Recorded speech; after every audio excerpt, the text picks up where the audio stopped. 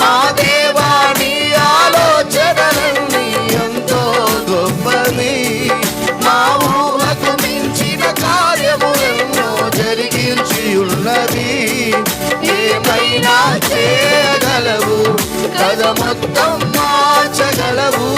నీ నామముకే మహిమంతా తెచ్చు